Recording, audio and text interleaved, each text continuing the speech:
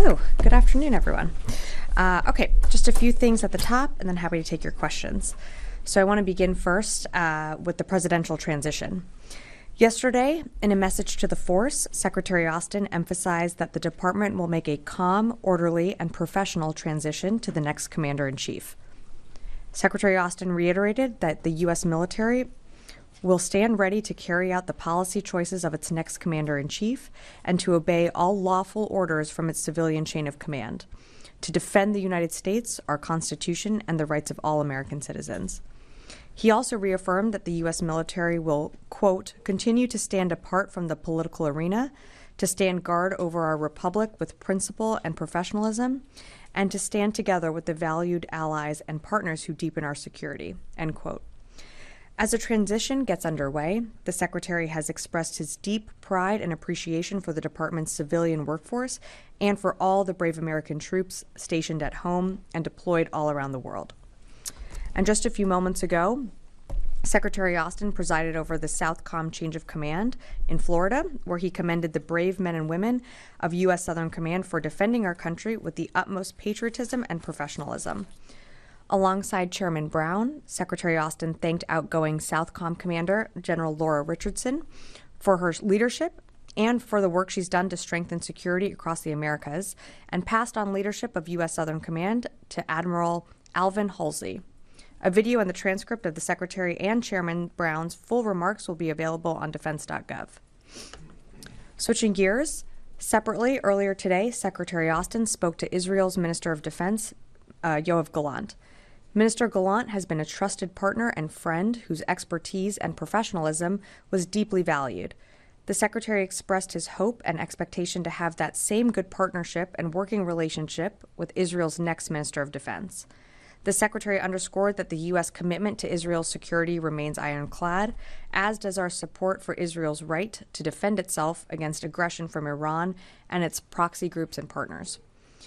He also emphasized that the United States remains deeply committed to de-escalation in the region through a ceasefire deal in Gaza, which would also secure the release of hostages, and a diplomatic resolution in Lebanon that allows both Israeli and Lebanese civilians to return safely to their homes on both sides of the border. In addition, the Secretary relayed the importance of taking immediate steps to address the dire humanitarian situation in Gaza. We should be having a readout shortly available on defense.gov.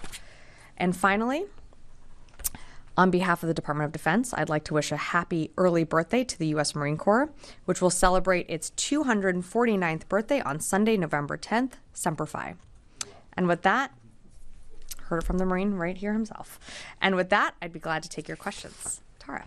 Hi, Sabrina. On the transition, has the Secretary or anyone in the department reached out to the Trump transition team so far, and are you expecting visits in the coming days?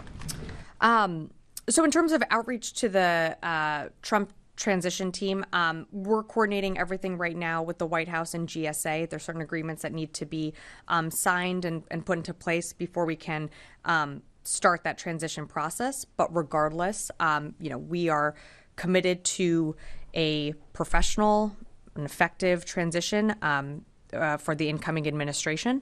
But for more on that, I'd have to refer you to the White House and GSA. What are the agreements that need to be signed? I don't have more information on that. I'd refer you to GSA. Okay, and then on Ukraine, the president has committed to getting the rest of the Ukraine aid out before the rest of his term. What does that mean in practical terms for y'all? Is there existing stockpile that could be sent now? What options are you looking at? So in terms of existing stockpiles, what you're seeing us continue to do is send out those presidential drawdown packages. That will continue. We still have, approximately $2 billion left in USAI as well that we can commit. So you're going to continue to see packages roll out in the coming weeks before the end of this administration. That is consistent with how we've been doing this in the past. It's something that, we've done on a pretty regular, almost weekly basis. But I'd remind you, it's not just the United States that's supporting Ukraine and that will continue to support Ukraine.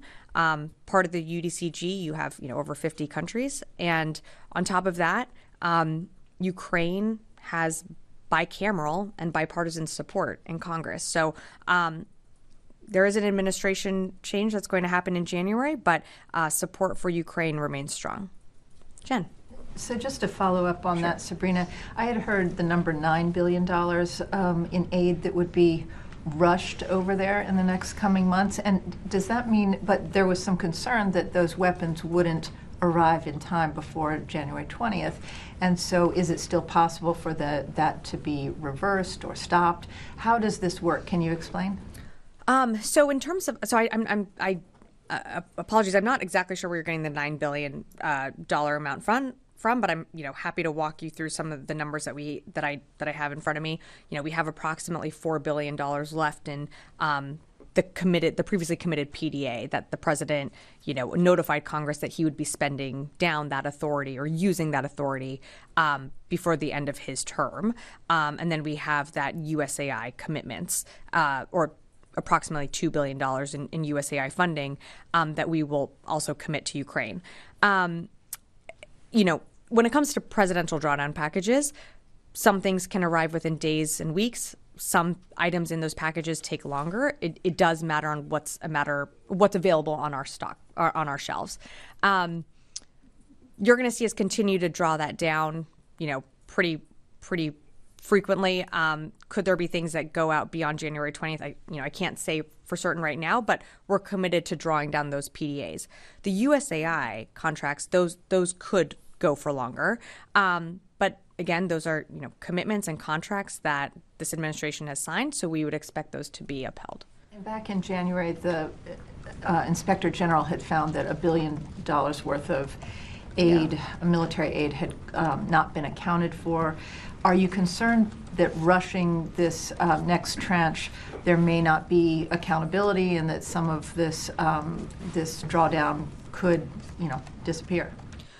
We're not. We are very confident in the processes and procedures and measures that we've put into place when it comes to getting aid to Ukraine and taking accountability for all of that. There have been reevaluations over time. We certainly welcome the Inspector General's review of those materials, but we're confident in the transparency of that process, and we're also confident in the support that Ukraine has from this administration and from Congress that they will continue to get those, whether it's capability systems, that will continue to flow to the battlefield. Oren. Two questions. First is a follow-up here. Do you have enough weapons and equipment in current stockpiles and what will be produced before January 20th to actually use the remaining $4 billion in PDA?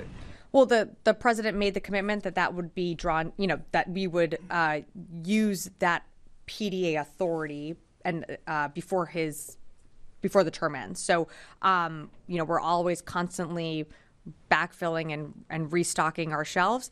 It's something that we're confident in getting those commitments to Ukraine when that comes to that over $4 billion in authority. But that doesn't answer the question. Do you actually have enough to use all of it? Are you saying you do? We are going to use it, and the president has committed to that. And so I'm not going to get into an Excel spreadsheet of what we have on our shelves, but we're committed to providing Ukraine what it needs, and that includes that $4 billion in authority. And then my other question, thank you. We noted the wording of lawful orders in the Secretary's message to the force. President-elect Donald Trump has spoken repeatedly during his campaign about how he would use the military, including active duty and National Guard, for domestic issues. Is the department preparing for that possibility? And what's the message to the force about how troops and commanders should be thinking through that? So look, I'm certainly not going to speak to hypotheticals. And the secretary said, pushed out a memo to the force that I think captures the sentiment of where he is and this administration. I think it's important to remember that the military is apolitical. And so, as it says in his memo to the force, the U.S. military will stand ready to carry out the policy choices of its next commander-in-chief and to obey all lawful orders from its civilian chain of command. I've seen those comments. I'm just not going to go down that road of hypotheticals, but this is certainly the finest fighting force the world has ever seen that will continue to defend our country, our Constitution, and the rights of all citizens. But given the comments that are quite clearly out there, no one is preparing or thinking through further or deeper what those possibilities and what those lawful orders might look like and what they might not look like? Well, it's certainly things that we take seriously. But I'm not going to get into hypotheticals. It is we are going to ensure that there is a peaceful and calm transition and set up the incoming team for the success they need to carry out the mission of the department. Charlie. Thank you. I just want to follow on from that. Are memos like that standard operating procedure? And yeah, the Secretary has sent out memos to the force on occasion. No, but in a transition, like neither of us were here 4 years ago. What was it necessary, and was that a message not only to the outgoing teams but the incoming teams? I can't speak for during the previous administration. I can only speak for the Secretary. The Secretary, the President, members of the interagency, other secretaries, other cabinet secretaries have issued memos to their staffs before. It is not unprecedented. We've done that, whether it be with an election or, another major event. You've seen the Secretary issues memos to the force, including, some of his initiatives that he's rolled out, whether it's, in the bucket of taking care of our people. Those are things that go out to the force. So it's not unprecedented. This was a message that he wanted to clearly communicate to an apolitical military and one that is going to continue to serve the next commander-in-chief and other administrations down the road. In that brief message, he seemed to be addressing serious concerns. He was very specific. Which part?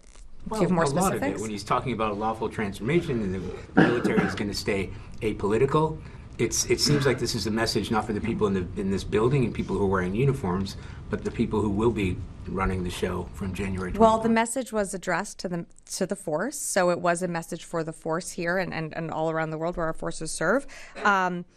I think the Secretary also in his message to the force was conveying his deep appreciation for the military.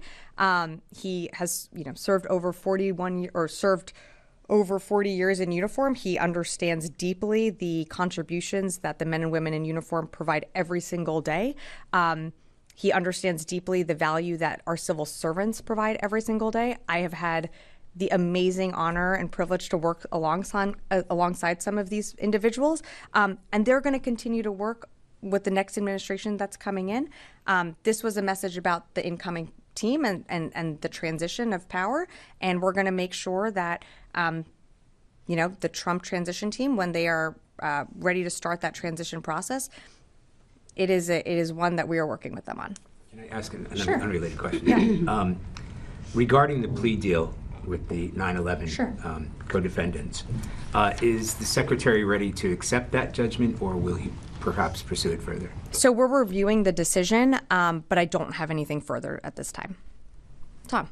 Thanks, Sabrina. What does it say about the state of America today that you feel it necessary to repeatedly declare that the Pentagon will make a calm and orderly transition to the next Commander-in-Chief? It should be a given. It shouldn't be something you have to say from the podium. Look, Tom, it's something that we felt the need to reiterate. I think you've seen in the past there have been transitions that haven't been seamless, that haven't gone, as peacefully. We are committed to ensuring a peaceful transition and ensuring that the incoming team has the building blocks and everything it needs to be successful.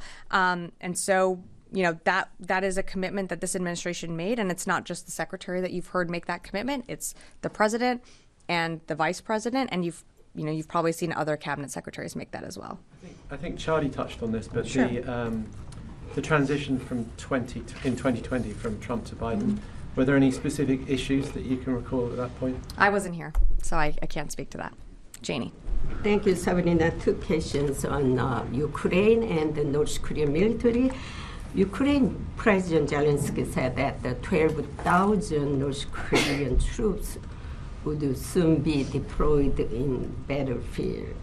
At the same time, he said that he knew the location of the North Korean military and that a preemptive strike was needed on the North Korean military camp before the North Korean military arrived for actual war. Does the U.S. agree to preemptive strikes against North Korean military? So, JD, what we've said pretty publicly from the podium is that we know North Korean soldiers are moving into the Kursk Oblast within Russia and likely going to be engaged in combat. Preemptive strikes within the Kursk Oblast, I mean, the Ukrainians are operating within Kursk. They're holding that their lines, but, we fully expect that DPRK soldiers could be engaged in combat, and if they are legitimate targets. So we've been pretty public about that. The numbers reported by South Korea, United States, and Ukraine are not the same. Why are the numbers on North Korea military deployment? Numbers can range. Yeah, numbers can range based on intel assessments and how we get data and collect data. And we certainly take what the Ukrainians or our ROC counterparts have provided, and we do our own assessments as well. Right now, we've assessed that there's probably between 10 and 11,000 DPRK soldiers within Kursk that, that number, as you heard General Ryder speak to on Monday, that could go up. But that's our assessment right now. Intel is something that you interpret, so those numbers, can range, given interpretation, but that's our assessment right now. We are so confused. You guys have shared with, at least share the information, intelligence information between our alliance in the United States. Yeah, so Janie, what I would tell you is intelligence isn't always black and white. We do our best to distill it, and we do our best to disseminate it when we can and share what we know. We do it based on our assessments and what we feel comfortable with. So right now, what we feel comfortable with are the numbers I provided you. Should that change, we'll let you know. Aaron. Have you guys had any policy change? Are you discussing policy change with the long-range missiles in Ukraine? I don't have any policy changes to announce from here today. Planning to? I don't have anything to announce today. Also, an update on North Korea troops. Has North Korea sent any more over to the Ukraine? To my knowledge, there have not been more soldiers sent over from North Korea. Could we see that happen? It's something that we're certainly going to continue to look at. Putin is clearly desperate, having failed in his strategic battlefield objectives. So could we see more DPRK soldiers make their way to the battlefield, make their way to Russia for more training? We certainly could, but I just don't have any more numbers to announce today on that. So what's the total number now that we're at? What I said to Janie was our assessment is that there are approximately between 10 and 11,000 DPRK soldiers within the Kursk Oblast. Yeah, I'll stop. Thank you. In his speech this morning, President Biden pledged to use his time in office to full extent. What exactly will the Pentagon do in the next 74 days to support Ukraine and make sure that every day here counts? Are you looking at new capabilities, adjusting some policies, other things? So what are the plans? Well, we're always looking at the capabilities that Ukraine needs on the battlefield that Ukrainian fighters are going to be able to have an impact with and that are going to make the biggest difference. I don't have a set of new capabilities or new things that we're considering today, but every time we roll out a package or do another USAI commitment, it is an investment in Ukrainians who are fighting on the battlefield to be successful.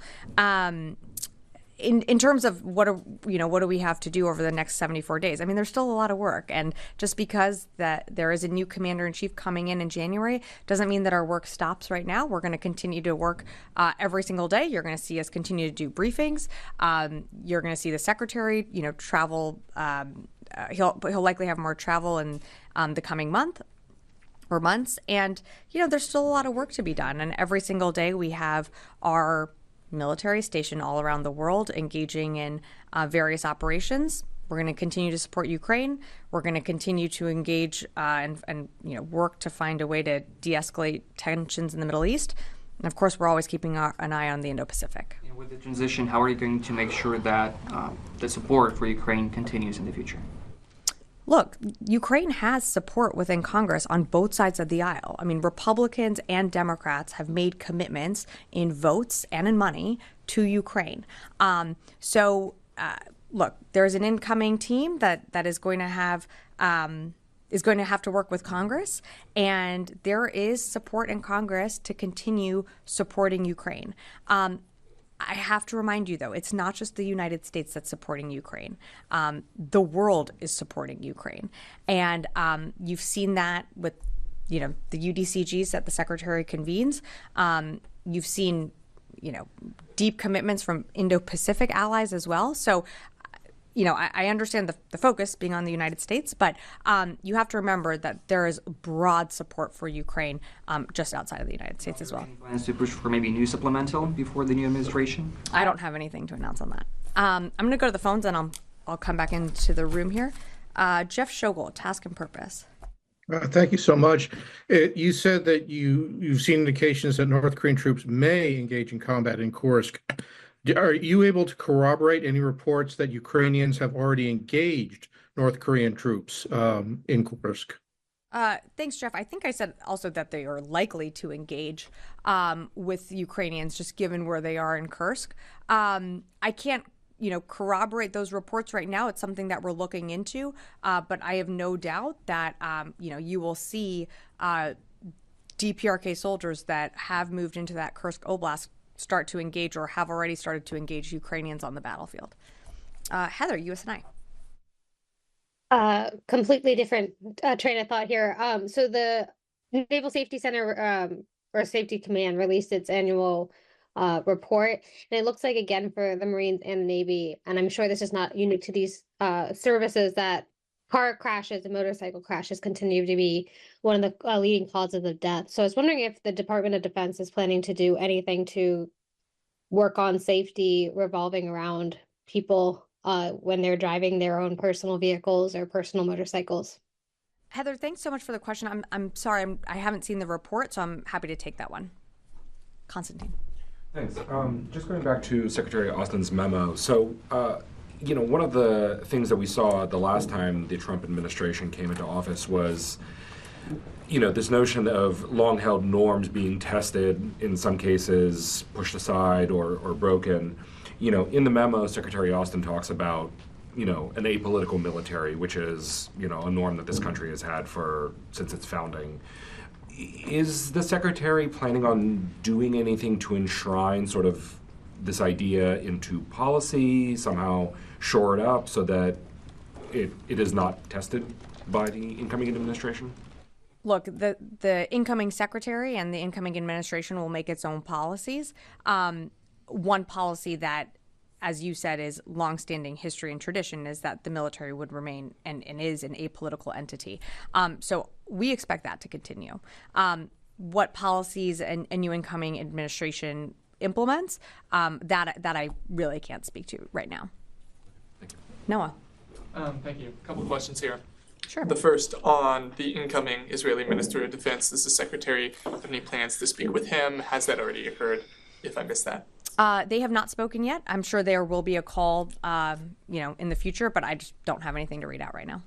Secondarily, following up on the press conference last week in which Secretaries Austin and Blinken expressed that they saw progress from Israel on humanitarian aid into Gaza, but we're still looking for more.